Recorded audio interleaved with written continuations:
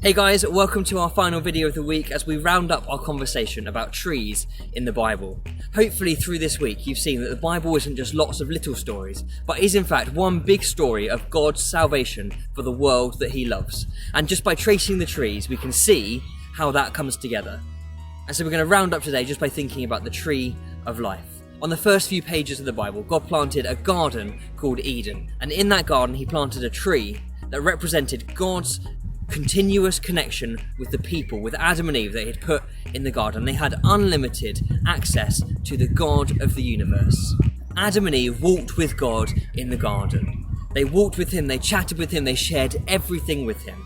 He was theirs and they were his. They knew no pain, no suffering, no evil, only the goodness of God.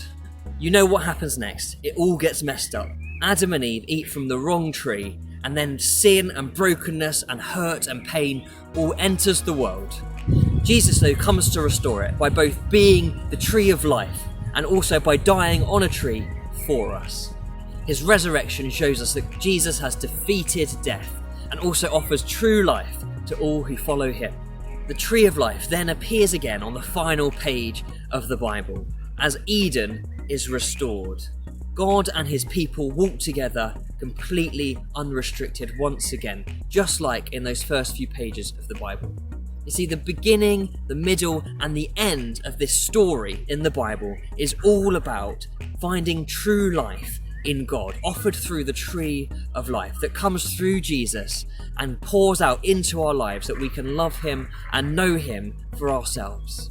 Now, I believe this isn't just something for the future, for heaven. This is something for now. It should impact the way that we live and connect with God and with each other even now. Because of Jesus, we now have direct access to God. Yes, I know it's not perfect. And yes, I know we're not in heaven and there's still loads of distractions here on this earth.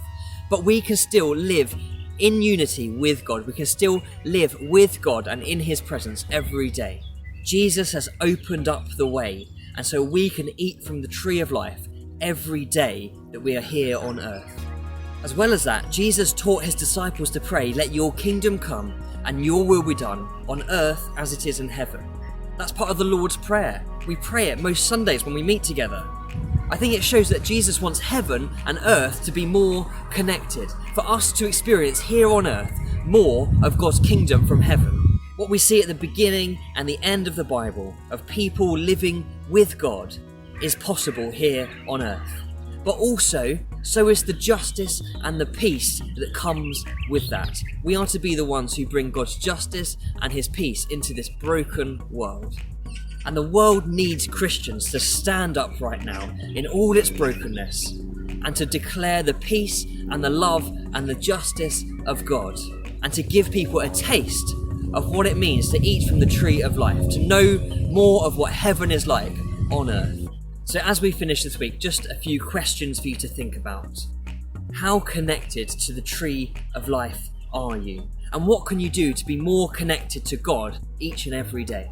Is there an area of your life that you don't trust God with, where you don't trust that God's way is the best way, and instead do things the way that you think is best?